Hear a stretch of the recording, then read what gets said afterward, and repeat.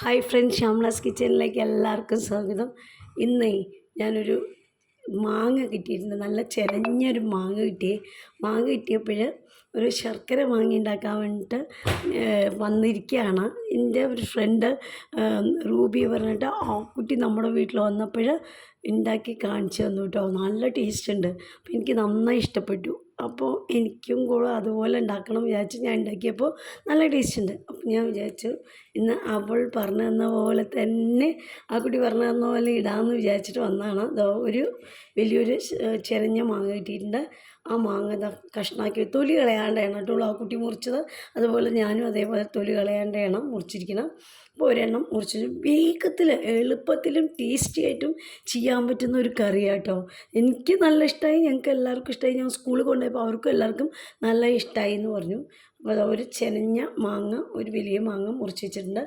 പിന്നെ വേണ്ടത് കുറച്ച് മുളക് പൊടിയാണ്, പിന്നെ ശർക്കര, ലേശം ഉലുവ, പിന്നെ മഞ്ഞൾപ്പൊടി, വെള്ളം. ഇത്രയേ ആവശ്യമുള്ളൂ.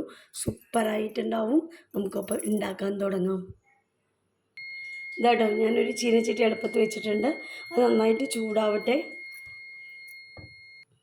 ചൂടായി എന്ന് തോന്നുന്നു. നമുക്ക് ലേശം വെളിച്ചെണ്ണ ഒഴിച്ച് കൊടുക്കാം കേട്ടോ.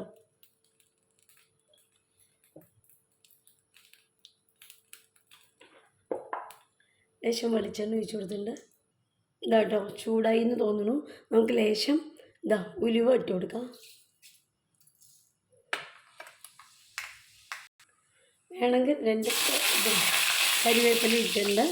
ഇനി നമ്മളതിലേക്ക് മുളക് പൊടിയില്ലേ, എടുത്ത് വെച്ചിരിക്കുന്ന മുളക് പൊടി ഇട്ട് കൊടുക്കുക കേട്ടോ.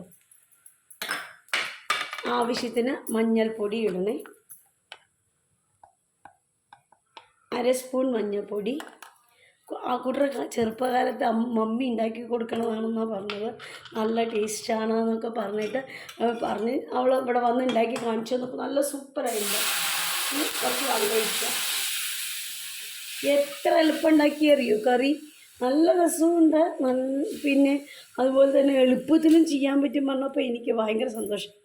ഞാൻ വേഗം മാങ്ങ കിട്ടിയപ്പോൾ വേഗം ഉണ്ടാക്കിയിട്ടോ. എന്നിട്ട് അതപ്പോൾ ഇപ്പോൾ വീണ്ടും നിങ്ങൾക്ക് കാണിച്ചു തരാൻ വേണ്ടി ഞാൻ ഉണ്ടാക്കുക. നിങ്ങൾക്കൊക്കെ അറിയുന്നു വിചാരിക്കണം, എന്നാലും ഞാൻ ഇങ്ങനെയാണ് ഉണ്ടാക്കണമെന്ന് കാണിച്ചു തരാൻ വേണ്ടിയിട്ടാണ്. കുറച്ച് വെള്ളം ഒഴിച്ചിട്ടുണ്ട്. ലേശം കൂടെ വെള്ളം ഒഴിക്കണം. മാങ്ങ വേവാനുള്ള വെള്ളമാണ്. ഇതൊന്ന് നന്നായിട്ട് തിളയ്ക്കുമ്പോൾ നമുക്ക് മാങ്ങ ഇട്ട് കൊടുക്കാം കേട്ടോ.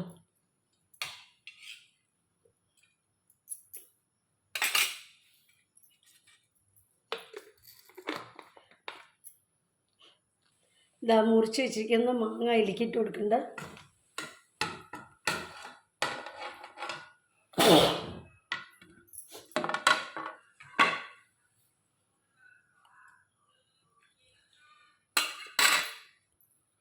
ഇനി ആവശ്യത്തിന് ഉപ്പ് ഇട്ട് കൊടുക്കാം. ആവശ്യത്തിന് ഉപ്പ് ഇട്ട് കൊടുക്കണ്ട.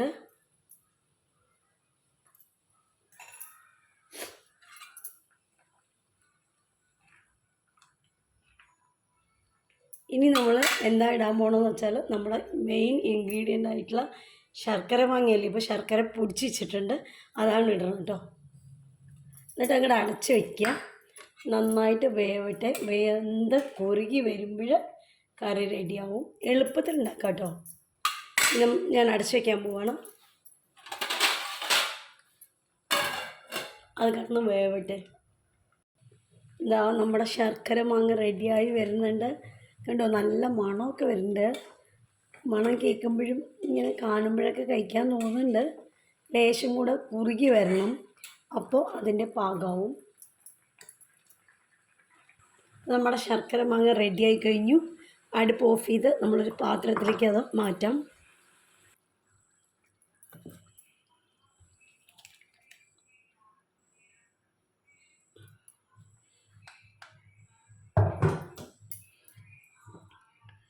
ഇതാട്ടോ ടേസ്റ്റി ആയിട്ടുള്ള ശർക്കര മാങ്ങ. എല്ലാവരും ഉണ്ടാക്കി നോക്കുക. സിമ്പിളാണ്. അറിയുന്നവർ അങ്ങനെ എന്തായാലും ഉണ്ടാക്കിയിട്ടുള്ളവരാണെന്ന് വെച്ചാൽ ഇങ്ങനെയാണോ ഉണ്ടാക്കിയിട്ടുള്ളതെന്ന് അറിയില്ലല്ലോ. അപ്പോൾ ഞാനിങ്ങനെയാണ് ഉണ്ടാക്കിയത്. നന്നായിട്ടുണ്ട്. നിങ്ങളും എല്ലാവരും ഉണ്ടാക്കി നോക്കുക. നമ്മുടെ ചാനൽ ആദ്യമായിട്ട് കാണുന്നവരാണെന്ന് വെച്ചാൽ ഒന്ന് സബ്സ്ക്രൈബ് ചെയ്ത് കാണാൻ മറക്കരുത്. ലൈക്ക് ചെയ്യുക, ഷെയർ ചെയ്യുക. പിന്നെ സബ്സ്ക്രൈബ് ചെയ്യാത്തവർ ഒന്ന് സബ്സ്ക്രൈബ് ചെയ്യണേ. Thank you.